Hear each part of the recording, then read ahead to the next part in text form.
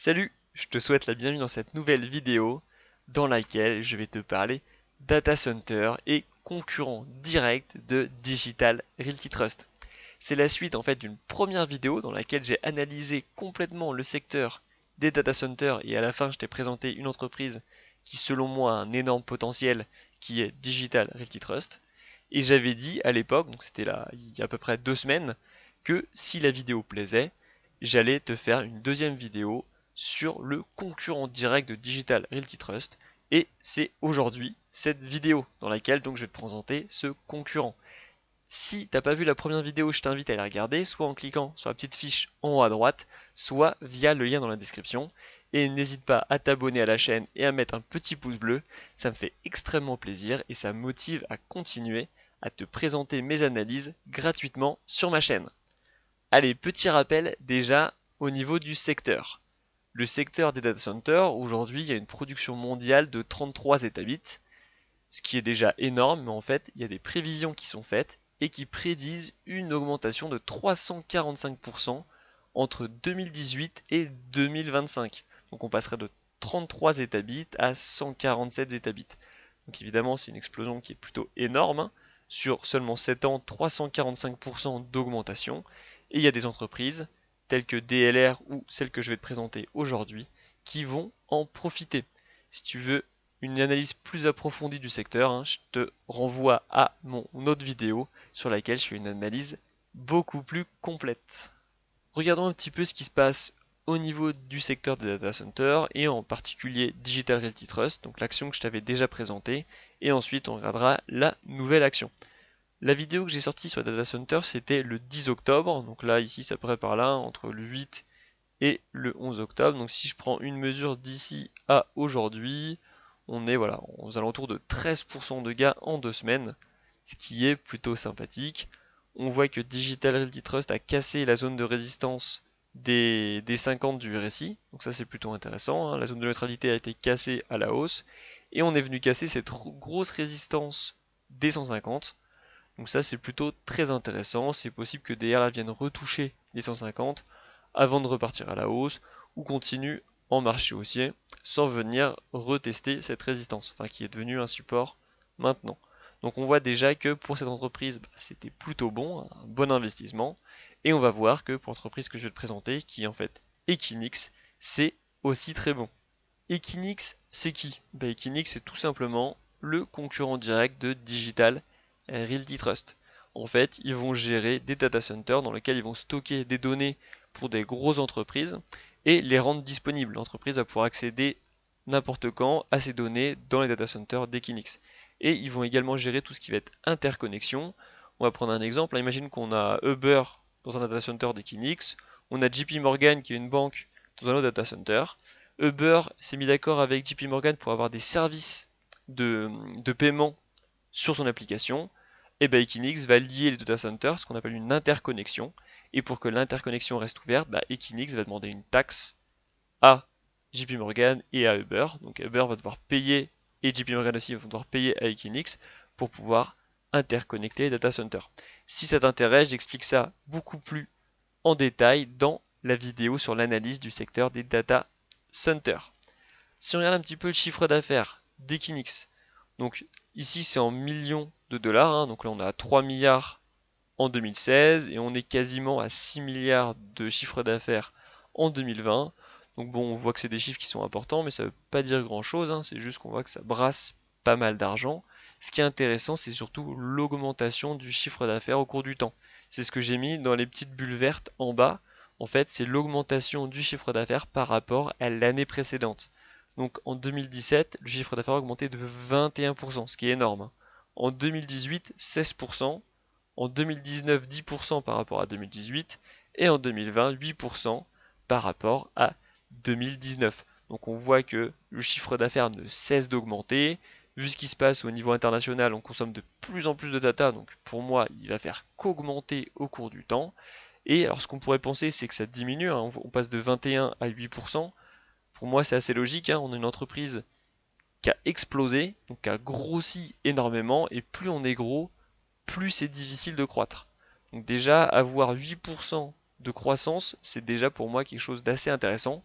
Et alors qu'en plus on a eu des croissances énormes, hein. On a des croissances de 21, 16, 10, et on continue à croître à une vitesse de 8% qui est très honorable pour moi.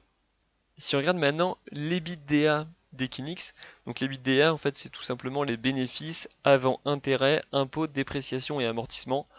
Voilà, donc en fait c'est en gros ce qui rentre dans la poche d'Equinix avant tout ce qui va être impôts et taxes pour faire simple. Donc si on regarde, c'est toujours en millions de dollars. Donc là on est à 1 milliard de bénéfices en 2016 et on passe à quasiment 3 milliards, 2,8 milliards en 2020. Et c'est pareil, hein, ce qui est intéressant à voir. Donc déjà, on voit que l'entreprise est bénéficiaire, il gagne même très bien, parce qu'on parle de plusieurs milliards de dollars qui rentrent dans la poche d'Equinix tous les ans. Mais ce qui est intéressant, c'est toujours l'augmentation de ses revenus au cours du temps. Et on voit que c'est pareil, hein, 24% d'augmentation entre 2016 et 2017. C'est énorme, il y a un quart de revenus de plus entre 2016 et 2017. 18% d'augmentation entre 2017 et 2018, 11% entre 2018 et 2020 et 6% entre 2019 et 2020. Donc on voit que le secteur est vraiment très porteur, hein. On a des augmentations d'EBITDA, donc de bénéfices, qui sont très soutenus pour Equinix. Et je pense que, comme j'ai dit, hein, ça va continuer, puisqu'en plus on va avoir de plus en plus d'interconnexions entre data centers, puisque chaque entreprise voudra davantage de services. Et c'est là-dessus que Equinix se fait le plus de marge. Et donc qui dit plus de marge dit évidemment plus de bénéfices. Donc on voit que pour l'instant la pente est plutôt bonne, hein. C'est très haussier au niveau de l'EBITDA et je pense, donc comme je l'ai dit, ça va continuer à une croissance aux alentours, je pense, de entre 6 et 10%. Si on regarde un petit peu le marché et les différents joueurs au niveau des data centers, hein, toutes les entreprises qui sont dans le domaine data center, qui sont les leaders et qui sont les outsiders. En fait, ce qu'a demandé Equinix, elle a demandé à une agence indépendante de faire une analyse du marché des data centers et de classer en fait chaque entreprise les unes par rapport aux autres et de les classer en des groupes. Les leaders, donc c'est les leaders tout simplement du marché des data centers, les major players, c'est tous ceux qui sont les outsiders.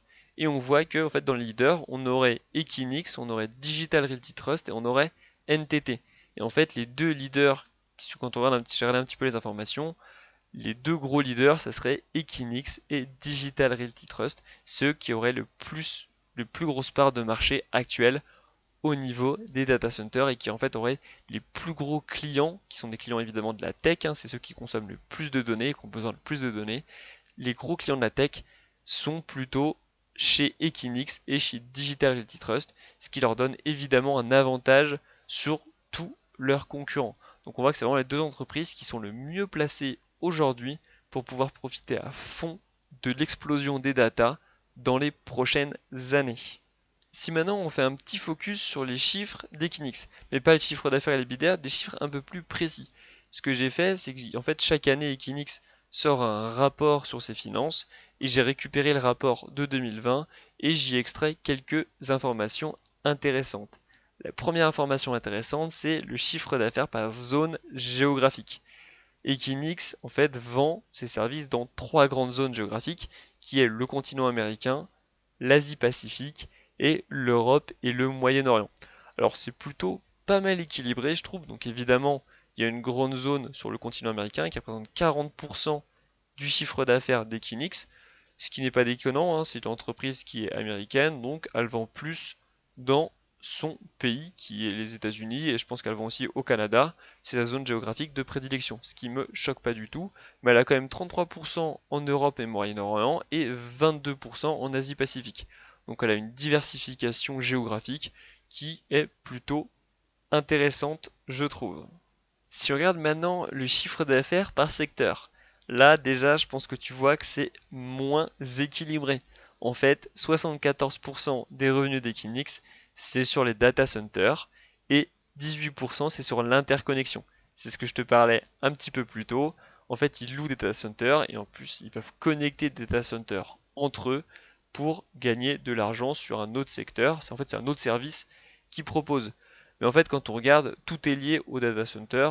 Donc bon, la répartition est un peu biaisée. C'est juste qu'en fait, la part des interconnexions est plus rentable, a une marge plus importante que juste louer des data centers. Donc déjà 10%, c'est déjà intéressant, hein. Pour faire une petite comparaison, Digital Realty Trust était aux alentours de 8% sur l'interconnexion.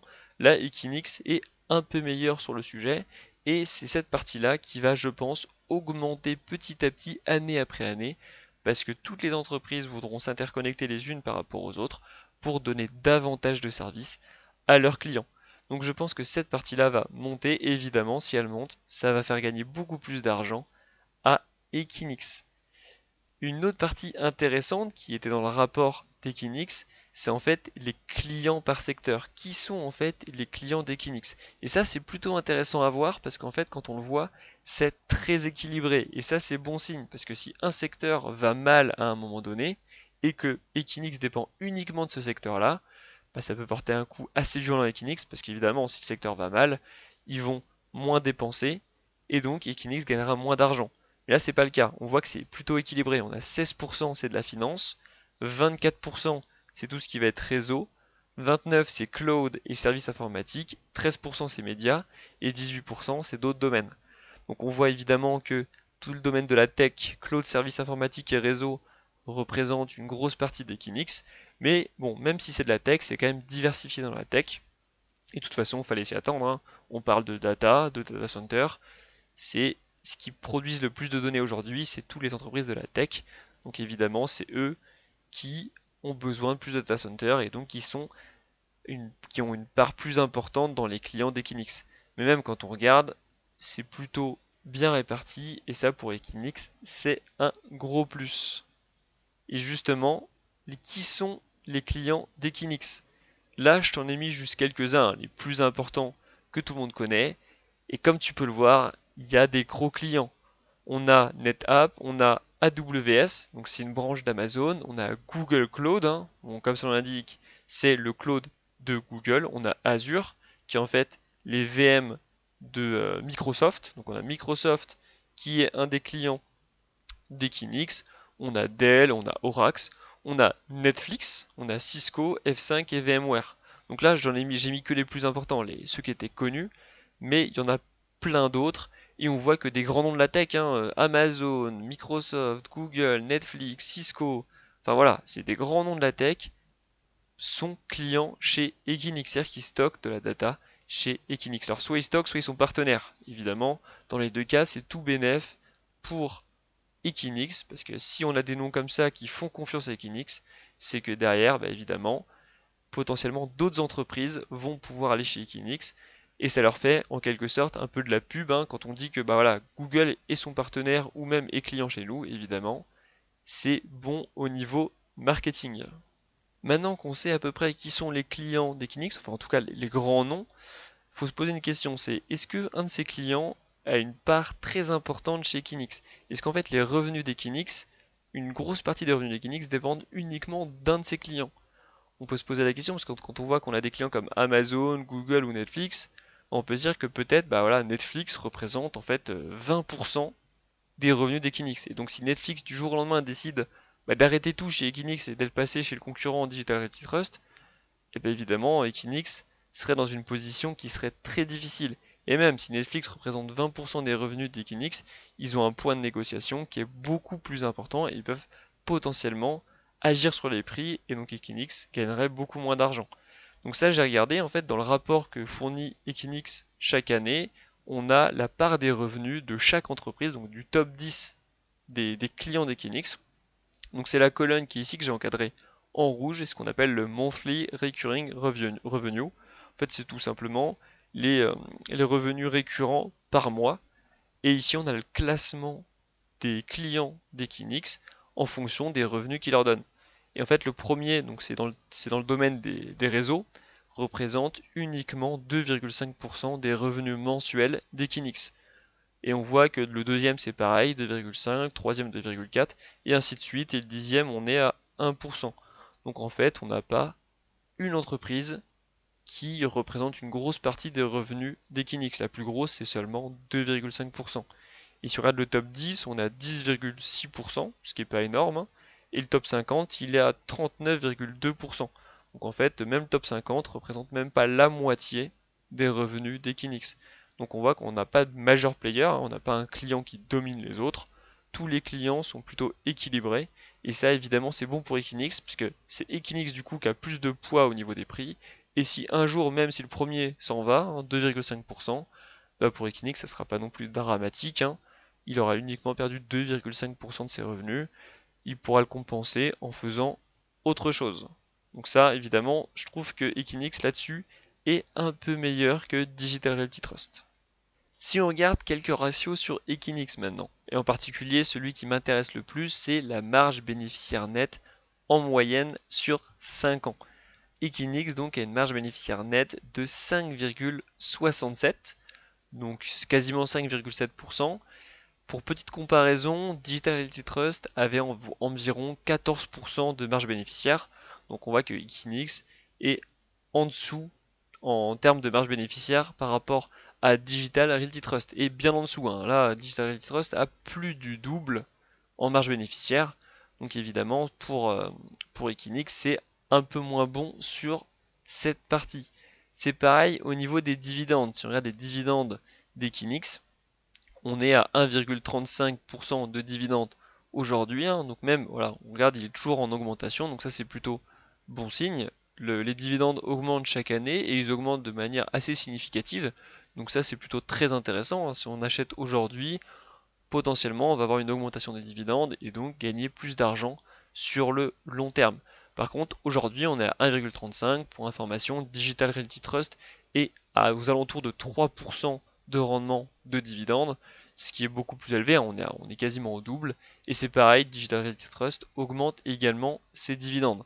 Donc au niveau des dividendes, c'est mieux chez Digital Realty Trust, évidemment, pour une raison qui est assez simple. Digital Realty Trust est une foncière cotée, donc ils ont des obligations à reverser une grosse partie de leurs revenus en dividendes, ce qui n'est pas le cas pour Equinix. Donc en fait, Equinix n'est pas obligé de reverser autant d'argent sous format de dividendes que Digital Realty Trust, ce qui souvent explique pourquoi en fait on a Digital Realty Trust qui a beaucoup plus de dividendes qu'Equinix, tout simplement. Si on regarde maintenant un petit peu en analyse technique, on retrouve un petit peu la même chose, hein, que Digital Realty Trust. On a eu une belle augmentation à partir du 11 octobre, hein. Donc comme je l'avais dit, on a cassé la zone de neutralité des 50, pareil que sur Digital Realty Trust. Et là, on est en train de venir tester la résistance ici, d'ailleurs que je vais tracer tout de suite. Voilà, on a une belle résistance ici, et là, on est en train de la tester. On est en plein dedans. Donc c'est aux alentours des 840, hein. On voit, on est venu la tester ici, ici, ici. On l'a cassé, on a rebondi dessus ici. On l'a recassé à la baisse, et maintenant on est en train de la tester. Donc l'idéal, hein, ça serait que Equinix casse cette résistance pour pouvoir repartir à la hausse. Là, ce qui peut arriver, c'est que ça vienne buter ici et repartir un petit peu à la baisse avant potentiellement un jour de la recasser à la hausse. Mon point de vue sur ces deux entreprises. Pour ma part, je suis positionné sur Digital Realty Trust. Sur Equinix, pour l'instant, je ne suis pas positionné, je vais surveiller, mais pour l'instant, je préfère rester sur Digital Realty Trust pour une raison assez simple, c'est une foncière cotée, et donc en plus du secteur qui explose à la hausse, on a des dividendes qui sont aujourd'hui plus solides, hein, plus fiables, parce que de toute façon ils n'ont pas le choix, ils sont obligés de les donner un certain nombre de leurs revenus en dividendes, et en plus en dividendes qui sont plus importants. Donc j'ai l'impression de gagner sur les deux tableaux avec Digital Realty Trust, pardon, alors qu'Equinix a un beau cours boursier. En fait, ça monte pareil que Digital Realty Trust, mais ils ont des dividendes qui sont un peu plus faibles. Donc je trouve on a un petit peu moins de rendement sur Equinix que sur Digital Realty Trust. N'hésite pas à me dire en commentaire ce que tu préfères, hein, soit Equinix, soit Digital Realty Trust, et m'expliquer pourquoi. En attendant, moi je te dis à la semaine prochaine, et n'oublie pas, 100% des gagnants en bourse ont investi. Allez, à la semaine prochaine!